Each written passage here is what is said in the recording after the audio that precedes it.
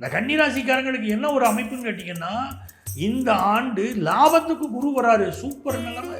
அவர் வரதுக்கு முன்னாடியே இந்த ஆண்டுல உங்க வீட்டுல சுப செய்தியை கொண்டு வந்து கொடுத்துருவாரு. கல்யாணம். உங்க ராசிக்கு அதிபதியான புதன் 7ஆம் இடத்துல போய் உட்கார்றார். 7க்கு உடையவரும் உங்கள் ராசிக்கு அதிபதியும் பரிவர்த்தனை அடைகிறார்கள். சீமந்தம், உபநயனம், சஷ்டி விருத்த பூர்த்தி, சதாபிஷேகம் அப்படின்னு என்ன நல்ல விஷயம் எதிர்பார்க்கிறீங்க? ஆண்டு பிறப்பதற்கு முன்பே பல குடும்பங்கள்ல நடந்துரும். வெளிநாடு போகணுங்க, நான் சம்பாதிக்கணுங்க, எனக்கு வாய்ப்பே வரலங்க, தடைப்பட்டுக்கிட்டு இருக்குங்க அப்படிங்கிறவங்களுக்கு வெளிநாட்டு வாய்ப்பு கூடி வரும்.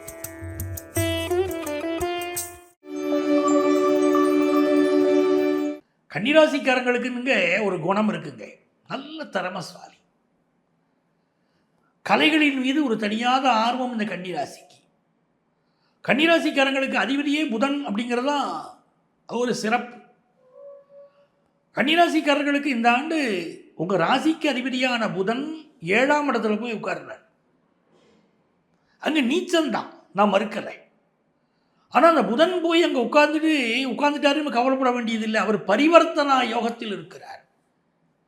7க்கு உடையவரும் உங்கள் ராசிக்கு அதிபதியும் பரிவர்த்தனை அடைகிறார்கள். இந்த ராமாயணத்தில் கம்பன் எழுதுவார், இதயம் மாறி புக்கு எய்தினர் அப்படிம்பாரு. ராமனுடைய இதயம் சீதையுடைய இதயமும் இடம் மாறி போச்சியா, இவர் இதயத்தில் அந்த அம்மாவும் அந்த அம்மாவுடைய இதயத்தில் இவர் வந்தாங்கன்னு. அந்த மாதிரி கன்னிராசிக்காரங்களுக்கு எப்படி ஒரு அமைப்பு வருகிறது அப்படின்னா, இந்த ஆண்டு மிகப்பெரிய வெற்றிகள் காத்திருக்கு. வெளிநாடு போகணுங்க, நான் சம்பாதிக்கணுங்க, எனக்கு வாய்ப்பே வரலங்க, தடைப்பட்டுக்கிட்டு இருக்குங்க அப்படிங்கிறவங்களுக்கு வெளிநாட்டு வாய்ப்பு கூடி வரும். என்னங்க இவர் இப்படி பண்ணிவிட்டாரு இந்த அமெரிக்க தேசத்து அதிபர், டாக்ஸை கூட்டிவிட்டாருங்க, ரொம்ப சிரமமாக இருக்குங்க பிஸ்னஸ் நடத்துறது, எக்ஸ்போர்ட் பிஸ்னஸ் பண்ண முடியலைங்க அப்படிங்கிறவங்களுக்குலாம் ஆறுதலான செய்தி. இந்த ஆண்டில் அவர் டாக்ஸை குறைச்சே தீரணும் அமெரிக்க தேசத்து அதிபர், வேறு வழி கிடையாது. அமெரிக்க தேசத்துக்கு சில பொருளாதார நெருக்கடிகள் வரப்போகுது, டாலருடைய மதிப்பிலெல்லாம் மாற்றம் வரப்போகுது, அவங்க இறங்கித்தான் தீரணும். அதனால் டாக்ஸ் விஷயத்தில் மாற்றம் வரும். எக்ஸ்போர்ட் பிஸ்னஸ் முயற்சியெல்லாம் உங்களுக்கு ரொம்ப நல்லா இருக்கும். இன்னும் சிலர் வெளிநாடு போகலாமா, அங்கே சென்று படிக்கலாமாங்கிறீங்க, சூப்பராக அமையும். வெளிநாட்டு படிப்பு உங்களுக்கு சூப்பராக அமையும், அழகாக கைகூடி வரும். உடம்புல மட்டும் ஒரு அசதி அப்போ போய் இருந்துக்கிட்டே இருக்கும். இந்த கன்னிராசிக்காரங்களுக்கு என்ன ஒரு அமைப்புன்னு கேட்டிங்கன்னா, இந்த ஆண்டு லாபத்துக்கு குரு வராரு. சூப்பர் நிலைமை.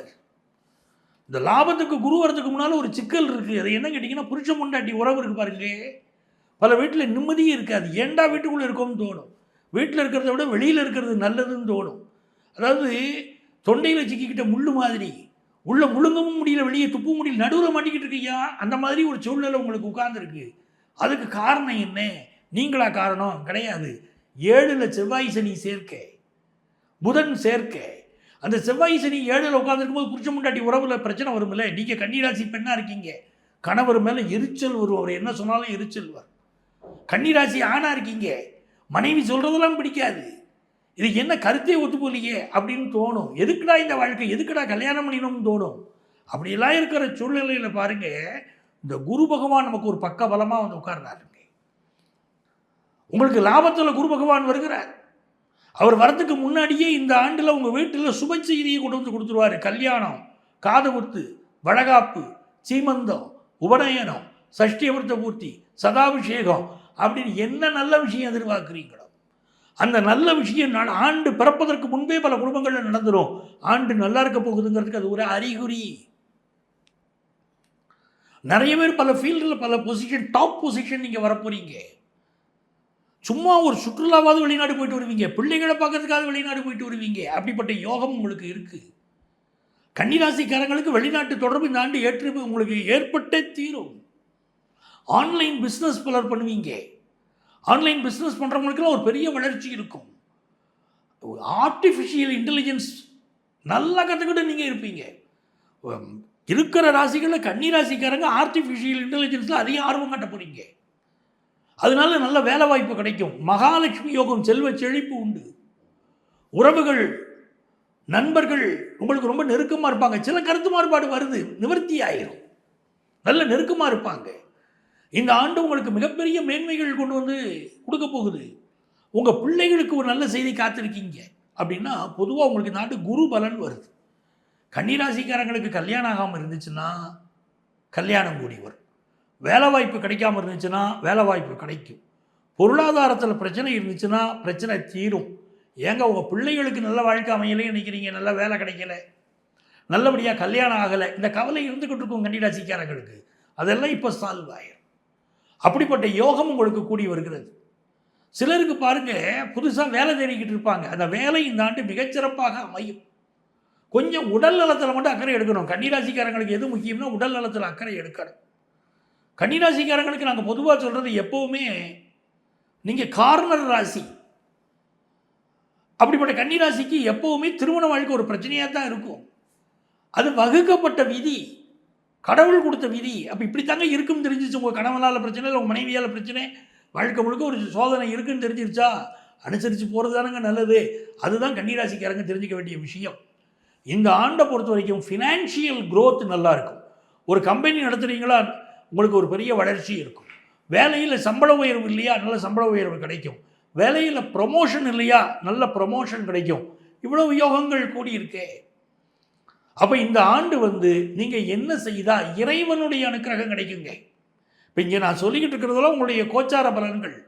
உங்கள் சொந்த ஜாதகத்தில் என்ன தசாபுத்தி அந்தரம் சூட்சம் நடக்குதோ அப்படின்னு சூப்பர் பலன்கள் நடக்கும். உங்கள் சொந்த ஜாதகத்தை எடுத்து பார்க்கணும், ஜோதிடத்தை ஆலோசனை கேட்கணும், எப்படிங்க இருக்கும் பராபவ ஆண்டு அப்படின்னு நீங்கள் தெரிஞ்சுக்கணும். இந்த ஆண்டு மிகப்பெரிய வெற்றிகள் உங்களுக்கு வரணும் அப்படின்னு சொன்னால் நீங்கள் வழிபட வேண்டிய தெய்வம். ஏன்னா பலருக்கு இந்த ஆண்டு காதல் விஷயங்கள் இருக்குது பாருங்க, காதல் விஷயங்கள் ஈடுபாடு இருக்கும், கலப்பு திருமணங்கள் கைகூடும். நீங்கள் எல்லா வகையிலும் வெற்றி பெற வேண்டுமானால் நீங்கள் வழிபட வேண்டிய தெய்வம் கால பைரவர். கால பைரவர் வழிபாடு செய்வதும் நாக தெய்வங்களை வழிபாடு செய்வதும் ஒரு பெரிய வளர்ச்சியே இந்த கன்னிராசிக்காரங்களுக்கு இந்த ஆண்டு உருவாக்கி தரும். பராபவ ஆண்டு பல வெற்றிகளை, சந்தோஷங்களை, திருப்பு முனைகளை, சுப செய்திகளை தாங்கி வரக்கூடிய நல்ல ஆண்டாக உங்கள் ராசிக்கு அமைகிறது. வாழ்த்துக்கள். இந்த பராபவ ஆண்டுங்கிறது வரக்கூடிய நம்ம ஆங்கில ஆண்டில் இந்த 2026ஆம் ஆண்டில் ஏப்ரல் மாதம் 14ஆம் தேதி செவ்வாய்க்கிழமை அன்றைக்கி தேய்பிறை துவாதசி. இந்த நாளில் ரிஷப லக்னத்தில் தமிழ் புத்தாண்டு பிறக்கிறது. அது பேர் பராபவ ஆண்டு. ஆண்டு பிறக்கக்கூடிய நட்சத்திரம் என்னென்னு பார்த்தீங்கன்னா சதய நட்சத்திரம். இதில் எப்படி ஒரு அமைப்பு இருக்கிறதுன்னு பார்த்தீங்கன்னா, மேஷ ராசியிலே சூரிய பகவான் உச்சமாகவும் சுக்கிர பகவான் இணைந்தும் அமர்ந்திருக்கிறார்கள். ரிஷப ராசியிலே ஆண்டு லக்னம் பிறக்கிறது. மிதுன ராசி அதில் குரு பகவான் அமர்ந்திருக்கிறார். சிம்ம ராசியிலே கேது பகவான் இருக்கிறார். கும்ப ராசியிலே சந்திர பகவானும் ராகு பகவானும் அமர்ந்திருக்கிறார்கள். மீனத்திலே சனி பகவான் அமர்ந்திருக்கிறார். சூரிய பகவான் மெல்ல நகர்ந்து மேஷத்துக்கு போயிட்டார். அதனால் இப்போ சனி, செவ்வாய், புதன் பகவான் 3 கிரகங்கள் அமர்ந்திருக்கிறார்கள். அவை இதுதான் புதிய ஆண்டுடைய கிரக நிலைகள்.